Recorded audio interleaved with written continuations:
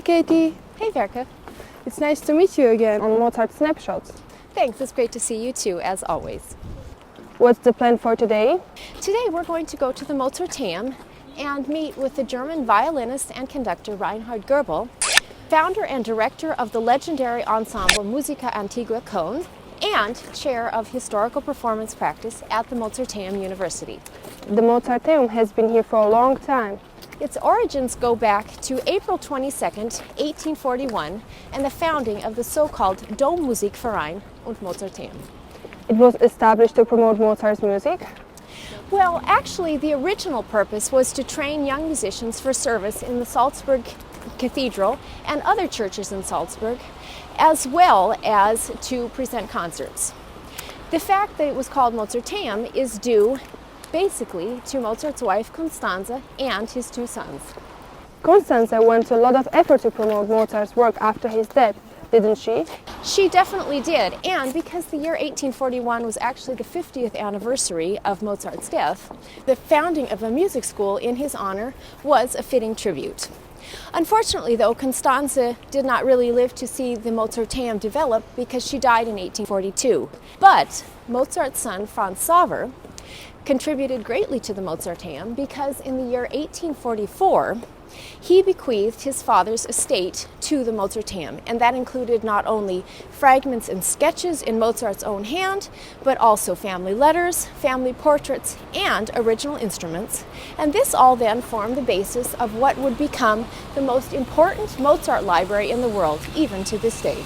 Wow, that's impressive. It is because in addition to having the largest collection of Mozart correspondences, it also has music autographs and historical writings and of course print music.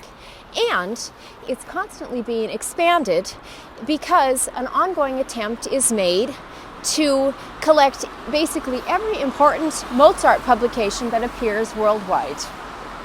But when did the Mozarteum become separated from the Dommusikverein?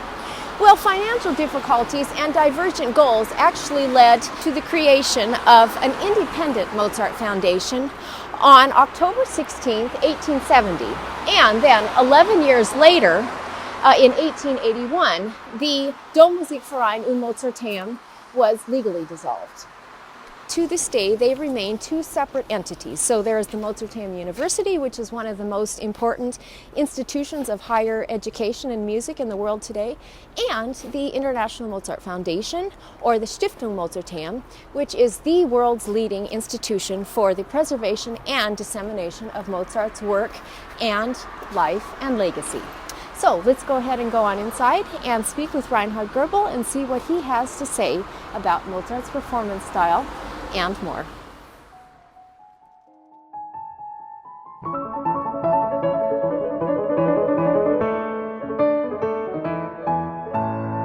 So, Professor Goebel, firstly I would like to talk about Mozart as a performer.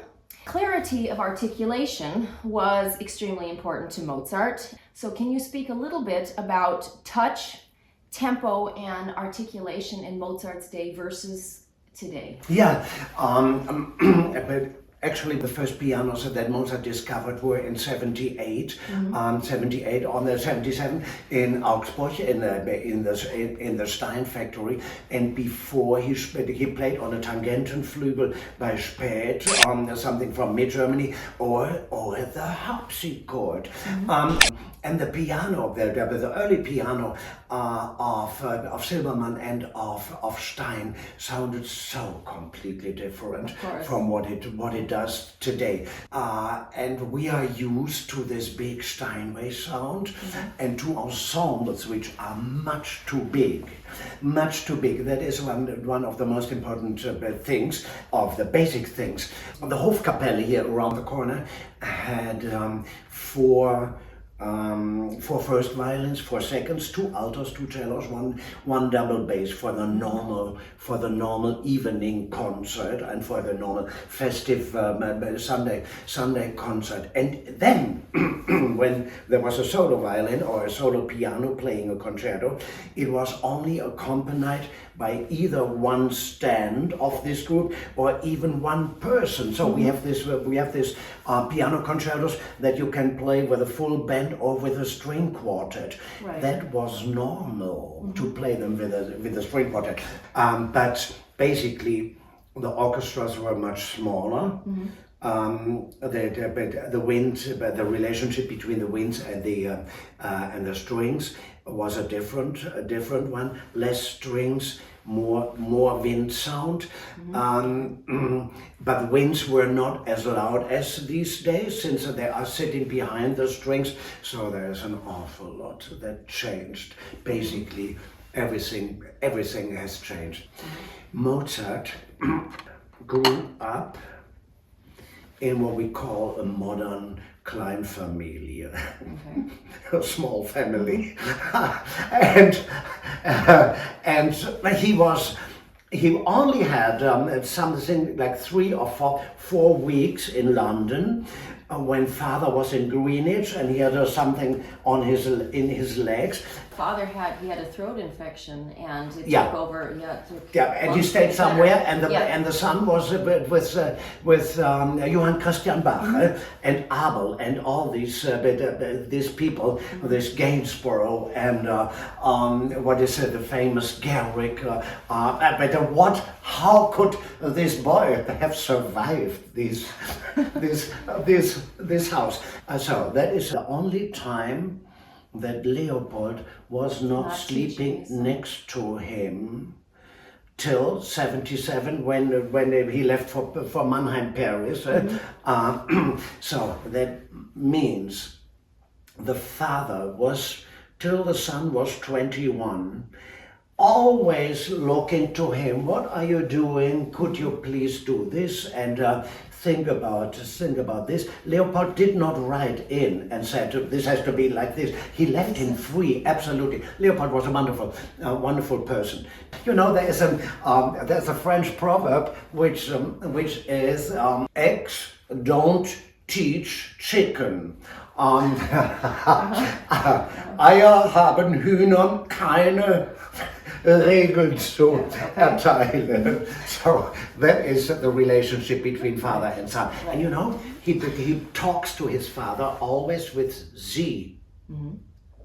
And the father talks to him with you. Yeah. So there is this thing. Anyway, it is wonderful to get an understanding of this theory world around the Mozarts. So understanding the father's system is extremely important, and there is still, after 1780, there is still enough time to develop own things. There is one in Mozart. There is the biggest misery. Is the biggest loss even. After Leopold died, the siblings got into trouble with each other, and then are missing 10 letters in this stretch between May and October. 15 letters. And we don't know what is written in, but we can imagine what is written in. Nana must have asked her brother, what shall we do with father's music? And he must have said, oh, keep it in the bin. Yeah. You think so? Yeah, it is lost. Okay. Everything is lost. Everything that was not deposited. But you think Wolfgang would have wanted his father's music to be thrown away? Yeah. What should he do with this unfashionable music? Okay. What? Interesting, yeah. Not only his music, his books, the presents that he got on the journeys, but the personal belongings. So once in a while, there comes in an auction comes up some memory, but the points of Leopold. But we don't have any book where it's written in possessor Leopold Mozart. His own compositions. And all the compositions that he collected. He was one of the most educated people of the 18th century. And it is not that Mozart's son just developed violin concertos. but that the father said, look, I brought from the last travel, I brought this Gavinier concertos, look into this, perhaps it helps you a tiny bit. And the son said, no, it doesn't help, and I don't look at, but where are all these things from the travels, from the journeys? In the paper mill, as soon as possible, and let me have the money. So that is an extreme loss, and you see sometimes in building up the theory circle around Wolfgang. So the violin school and the letters are but the most important thing, since he once in a while mentions a name. And one thinks, oh my God, does he know this? How does he know? For instance, Rousseau, he writes then, no, this is not the Rousseau of the Gamba Treatise from 1678. How do you know? Leopold. He was pushy. He was pushy. His, he came from the basement of the society. He was pushy, and then his son was the most famous composer. So we must read this carefully and understand what is this person writing, and how does it contribute to the theoretical environment of Wolfgang, of Leopold himself, and then of Wolfgang. And this is really helpful. It is painful in the beginning to construct all this in your head and then to connect these things. But when you once started, then it goes very fast, and then you read something by Czerny, Mozart played very short, and then the piano was so different, the harpsichord was so different, the rooms were so different. In the Baroque period, the tempos were extremely fast. Were the tempos truly so much slower in the classical period? What did this tradition? No, only slow movements. Look, 1817, Melzel. The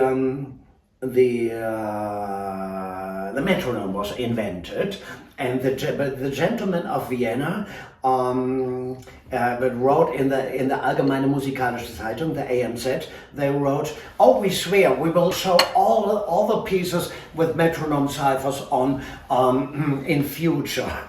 Okay. And after half a year, they had already forgotten what they wanted to do. But when we have this thing, then you will be amazed how slow movements are, and how fast movements are. There is nothing in between. Look, you have the sonata in C major. Seyfried, a student of Mozart, gives metronome ciphers, which means the transcription was after 1870, and the second movement is andantino in that sonata for two pianos, and the last one is allegretto. The andantino is 72 quarters, and the allegretto is 80 quarters. So they are very near to each other. They, in certain cases, they can border each other, but like Mozart writes, and then in some symphonies, andante piuttosto allegretto.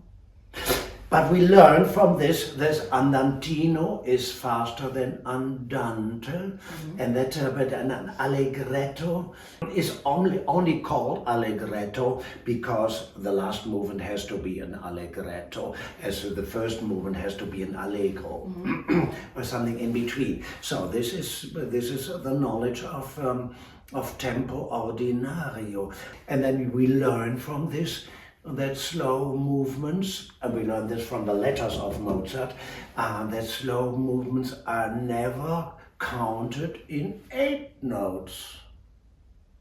Okay.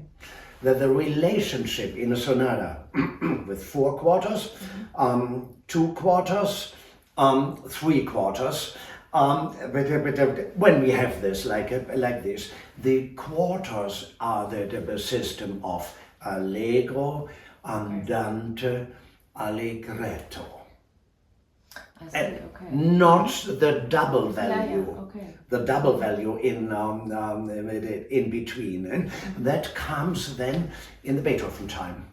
A question then, phrasing and articulation, of course, was thought to mimic vocal lines. And so what were some of the, I mean, nowadays we're taught to play a phrase very evenly, so you don't take time in specific places. A phrase should be played even. But whereas in Mozart's day, there were certain unwritten rules where time was taken, and I mean within a phrase and between phrases. Can you speak a little bit about what was standard, or what you imagine to have been standard as far as phrasing different from then versus today? The basis of singing means taking breaths in between. Mm-hmm. You can hide this as an instrumentalist, but basically the compositional process of Wolfgang Amadeus Mozart, the compositional process is adding a new half phrase after half cadence. So, and then going on. The modern singing and the modern violin playing is covering every natural aspect of bow change. So don't make bum tiao da tam, make boom da di dim. So cover it. Okay. It is this aesthetic that everything is even. But time goes by, so it is more for But more or less. that comes back to the point that everything has changed, not just Yeah. the instruments, but I mean, when Mozart played, he never played for 5,000 people. I mean, he played for 50. maybe 100 at the Yeah, maximum. but you know what? Yeah. That is an interesting aspect. Here means the halls that Beethoven performed in. We do not have a similar book on Mozart.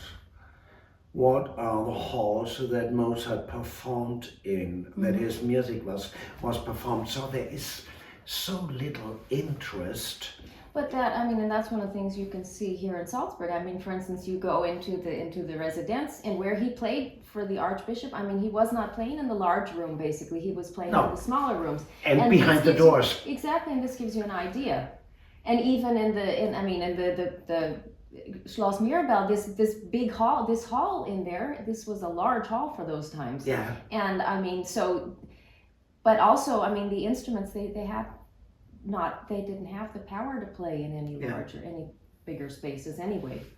Yeah. So, but there must be a compromise between original and authentic and modern and Of course. expressive and for more listeners. Which means we are always caught in our own time, and then when we hear something from outside, from 300 200 years ago, we hear this, then we only can relate it to our time, and we can say, oh, so he wants it even more cantabile than I already do. Yeah. No, we don't know how much we are exaggerating, how we are ironing out every difference between high and low, and between different between the different positions of the notes. So, but we cannot say this is how it was, since our picture of the history changes constantly. It changes constantly. We only can judge it the way we are taught to educated to judge it. Yeah, but I think this is another thing. We always are taught. We revere these composers as being gods, but these guys were men. I mean, Mozart had a great sense of humor. He was a show-off, and so I think, in my personal opinion, is that it's a mistake to play Mozart over control, because I don't think it fits with his personality. He was young, he died young, and he never thought like an old man. And so I can't believe truly that he ever would have played that way either. No matter what he says, whether he criticized certain types of playing or whatever, I think he was a young guy full of energy and full of himself. And certainly that plays a role in how his music would have been interpreted. More funny, please. Yeah, certainly the things that he himself touched, piano sonatas are showpieces for him. And we must imagine the society around him. The ladies that were giving him the red jacket with the special buttons. With the golden knöpfe. But did I cover most things? You covered most everything and more, and it was extremely interesting. Thank you very much.